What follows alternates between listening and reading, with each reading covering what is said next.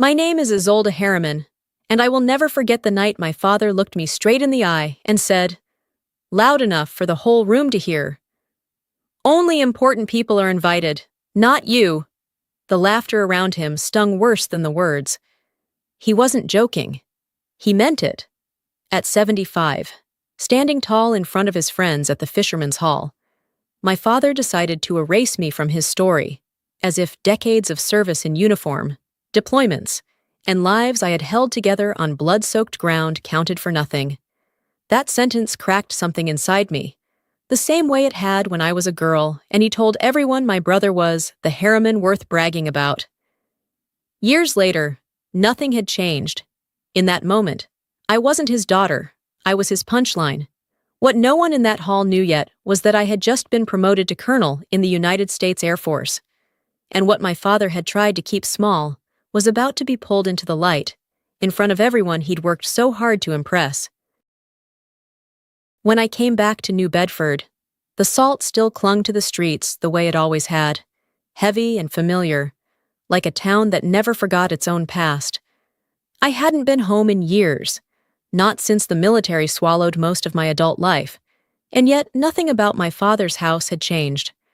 The same clapboard siding weathered by storms, the same brass ship's bell by the door, the same silence that filled every corner whenever I walked inside. He was in the living room polishing a wooden model of a schooner, rubbing at its mast with the kind of focus he used to give to his fishing boats. His hands, though older and slower, still carried the authority of a man who expected the world to bend around him. I asked him about the birthday party, careful, almost hopeful, if he needed anything from me, if there was a way I could help. He didn't look up. His voice was flat, deliberate, sharpened by years of knowing exactly how to cut. "Only important people are invited, not you." The words landed like salt in an old wound, the same wound that had never healed. I felt my jaw tighten. Years of uniform and chain of command had trained me to answer in control, not in anger. So I did what came naturally. "Copy," I said quietly. He went back to polishing the mast, as though I hadn't spoken, as though I wasn't even in the room. I stood there long enough to feel the weight of his dismissal press against my ribs, then turned toward the door. There was nothing left to argue, nothing left to win from him. I decided I'd leave a single gift, a framed photograph of my mother, the one thing that had always belonged to me, and walk away before the band struck its first note. He thought he had drawn the line of who counted as important. What he didn't know, what no one in that hall yet knew, was that tonight those words would unravel, and the story he had written about me would never hold again. My earliest memories of comfort belonged to my mother, Eleanor. She had the kind of quiet strength that made rooms feel safe, even when the storm outside was inside our house. She died when I was 20, her heart giving out after years of carrying burdens too heavy to name. Before she left, she pressed a chipped porcelain teacup into my hands, its rim uneven, its handle worn smooth. "Don't let your father make you small," she whispered, as though it were a commandment, not advice. I've carried those words the way some people carry scripture. My father never wasted his breath on me the way he did on Elliot. Elliot was his pride, his golden boy, law school in Boston, a polished suit, the kind of son a man brags about down at the docks. I remember dinners where Dad leaned back in his chair, retelling Elliot's courtroom victories, his voice rising with pride. Meanwhile, my mother quietly slipped the best piece of fish onto my plate, her eyes saying what she never dared out loud. "I see you." By 19, I couldn't breathe under that roof anymore. I enlisted in the Air Force and chose medical service, patching up the broken, standing in the space between life and death. In Afghanistan, dust caked my uniform as I knelt over a young private torn open by shrapnel, my palm pressed against his chest, blood seeping between my fingers. And I said the only thing that mattered. "Stay with me, breathe." He did. Moments like that turned me into a leader, not by title, but by necessity. Yet here, back home, none of that ever seemed to count. To my father, I was still just the daughter who left. To the town. I was Arthur Harriman's girl who went off to do something vague with the military. Elliot was the one they pointed to with pride. I was the afterthought. And beneath every handshake, every smile, I could feel it. The quiet dismissal that said, "She's not the important one." The fisherman's hall buzzed with voices and clinking glasses the night of my father's celebration. I walked in wearing my dress blues, each ribbon measured to regulation, polished shoes reflecting the weak glow of the neon sign above. The smell of salt and old nets clung to coats draped over chairs, and a sheet cake on the corner table sagged under melting frosting. I moved toward the donation box, envelope in hand, ready to slide it in and disappear. Then my father stepped into my path. His smile stretched wide for the audience gathered around him. His voice carried just enough to reach every ear nearby. "Only important people are invited, not you." The words fell heavy, silencing the room for a breath. Then came the careful clatter of glasses lifted, the forced murmur of conversation meant to cover the sting. My chest tightened in that familiar way, the instinct to vanish before anyone else felt awkward on my behalf. My hand brushed against the challenge coin in my pocket, the metal warm from my grip, a reminder of who I really was. I turned, ready to walk out. That's when I felt it, a firm hand catching my sleeve. A calm, steady voice rang out, clear enough to cut through every pretense in the hall. "Ma'am, this way." I lifted my eyes and saw her, General Catherine Duval, 4 stars on her shoulder, the woman who had mentored me through years of service. She stood tall, unbothered, every bit the embodiment of authority and grace. The room froze. My father's face blanched, his practiced smile cracking. For the first time in a lifetime, I wasn't small. I was undeniable. When General Duval's hand closed around mine, and she guided me toward the stage, the fisherman's hall seemed to hold its breath. The hum of chatter cut off. Chairs creaked as men shifted uneasily. Old fishermen who'd weathered 1,000 storms removed their caps, pressing them to their chests. A few younger men straightened their ties, as if neatness might shield them from the shift in air. The weight in the room thickened into something close to reverence. Then her voice carried, firm and unshaken. "Tonight, we recognize Colonel Isolde Harriman." The title rang through the hall like a bell. A ripple of murmurs spread, stunned and uncertain. Then came a sound that cut deeper than applause. The sharp cack, cack of glass against wood as a veteran at the back tapped his mug in quiet tribute. The room fell still again, as if acknowledging a truth too large to ignore. Across the tables, my father sat stiff, his mouth twisting into that half-smile he wore when he thought he was clever. "Well," he said loudly enough for his circle of friends, "looks like she fooled some people in Washington." But no laughter followed. The joke collapsed into silence, hanging in the air like smoke no one wanted to breathe. He looked around, waiting for support, but found none. That was the moment the ground shifted. The narrative he had clung to for years slipped out of his hands. For the first time, the story of my life was no longer his to tell. It was mine, spoken aloud, undeniable, sealed in the respectful quiet of the people who had heard it. General Duval wasn't finished. She spoke again, this time softer, but every syllable carried. She announced the creation of the Eleanor Harriman Memorial Scholarship, named for my mother, to help children of service members pursue their future. The words struck like a tide pulling me back. I saw my mother's gentle smile, felt the chipped porcelain rim of her teacup against my fingers, heard her whisper, "Don't let your father make you small." The hall stirred, some people nodding in approval, others exchanging glances. And then Elliot rose abruptly, his chair scraping the wooden floor like a warning. His voice was sharp, almost triumphant in its bitterness. "This night belongs to Dad, not you. You always have to steal the spotlight." Gasps, whispers. The low rumble of discomfort swirled through the room.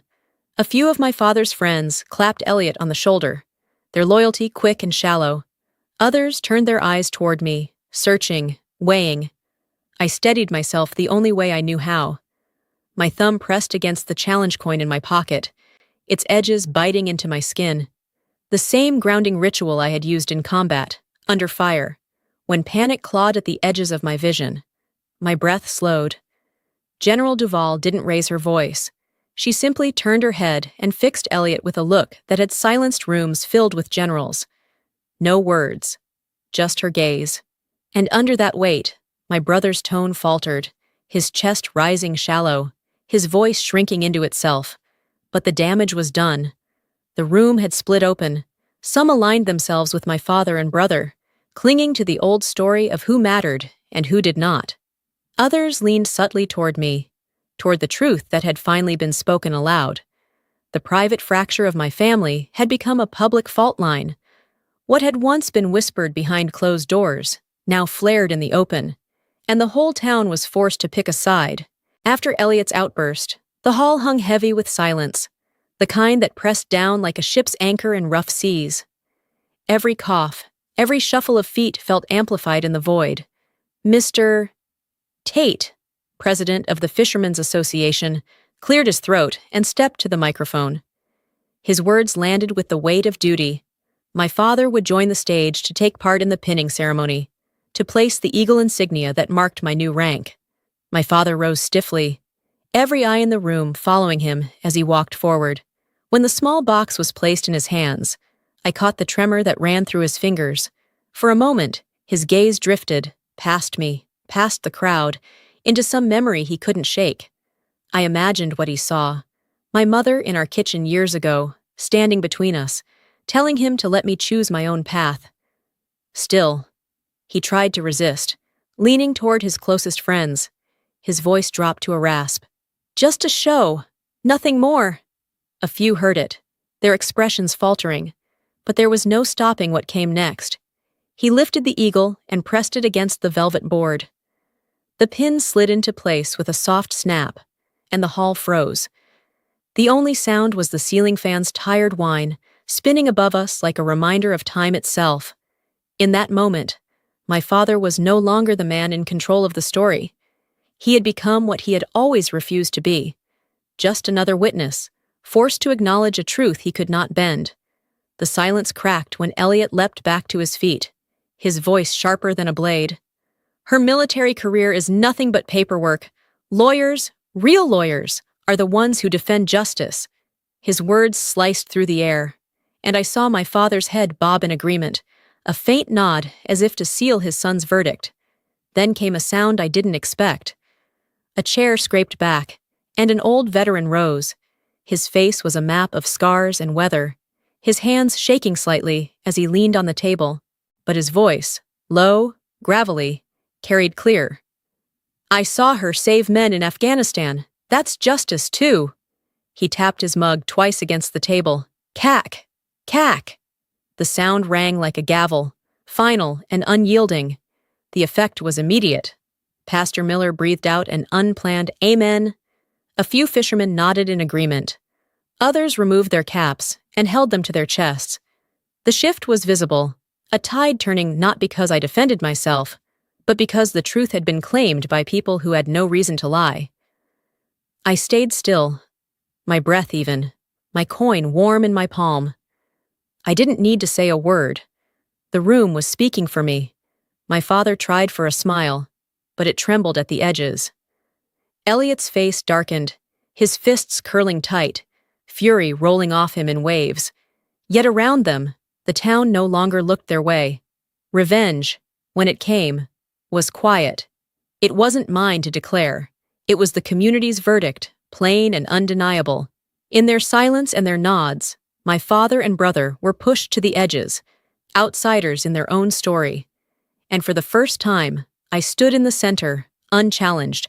General Duval stepped up to the microphone, her posture as unshakable as the stars stitched into her shoulder boards. Her voice carried through the hall with clarity that left no space for doubt. By authority of the United States Air Force Personnel Center, Colonel Isolde Harriman is hereby recognized. The opening bars of the national anthem rose, and the room followed instinctively. Chairs scraped back. Men and women stood tall. Old fishermen, who had never set foot on a parade ground, removed their caps with trembling hands. Their chests expanded and tightened under palms pressed firm, the reverence plain in every bowed head. Near the stage, the frame of my mother's photograph rested on a small table, lit by a single candle. Eleanor's smile, soft and steady, looked out over the gathering as though she herself had orchestrated this night. My gaze locked on hers, and for a moment it felt as if she was there beside me, her whisper threading through the music, "Don't let him make you small." Then it was my father's turn. They handed him the eagle insignia, silver glint catching the light. His hand shook as he reached forward, fingers brushing the edge of my uniform. Slowly, he pinned it to my chest. He lowered his head, and the words slipped out, thin and broken, nothing like the boastful man who had mocked me hours earlier. "Well, I'll be—" The silence that followed was weightier than any applause, until it cracked open and the hall erupted in clapping, long, sustained, undeniable. It rolled over me like a tide. I didn't need to speak, didn't need to defend or explain. The truth was already standing tall in that room, and my father, the man who had spent a lifetime dismissing me, had just become the unwilling witness to it. When the ceremony ended and the crowd thinned, my father tugged at my sleeve, steering me toward a shadowed corner of the hall. His voice was low, carefully measured, as though control alone could repair what had just unraveled. "Let's take a photo for Facebook. Show we're good." I held his gaze, steady as I had on battlefields. "No," I said. "Let it be what it was. This town heard the truth tonight." Elliot's face darkened. Without a word, he stormed out, shoulders stiff, refusing even a backward glance. My father stood rooted, his head bowed, no quick joke left to offer. For the first time, he looked small to me, not because I wanted him diminished, but because the weight of pretending had finally slipped from my shoulders. Later that night, the salt wind stung my skin as I walked the path to the seaside cemetery. The Atlantic's breath was sharp, restless, like the memories that still lived in me. I knelt before my mother's stone, the carved letters of her name catching the moonlight. From my pocket, I drew the challenge coin, warm from my hand, and laid it beside a folded strip of uniform cloth. "I did not make myself small," I whispered, the words falling into the night. The surf answered in a hush against the rocks, the sound like her voice carried back to me, steady, sure, forgiving. Revenge, I realized, wasn't in shaming my father. It was in drawing the boundary he could never cross again, and standing tall inside it. The diner smelled of burnt coffee and sizzling bacon, the kind of place where nothing fancy was needed to feel like home. I sat across from General Duval in a cracked vinyl booth, the steam from our mugs rising between us. Pancakes soaked in butter sat cooling on the plates. She lifted her cup, her eyes steady on mine. "Revenge isn't fireworks," she said. "It's keeping your story, not letting others write it." I let the words settle, feeling something I hadn't in years. Peace seeping in, quiet and unforced. For once, I wasn't bracing for the next remark, the next dismissal, the next battle to prove myself. I simply nodded. A few hours later, I loaded my bag into the back seat of my car and drove out of New Bedford. The morning sun spread across the harbor, gilding the masts and rooftops in a soft, forgiving light. Gulls dipped low over the water, their cries sharp but free, and the tide lapped against the piers as though the town itself was exhaling. Behind the wheel, I let the truth form clearly in my chest. Important isn't a guest list. It's the quiet truth lived out loud. For the first time, revenge didn't mean crushing my father under the weight of his own words. It meant stepping beyond them, walking into the day unburdened, no longer defined by his shadow, but by the strength I carried in my own.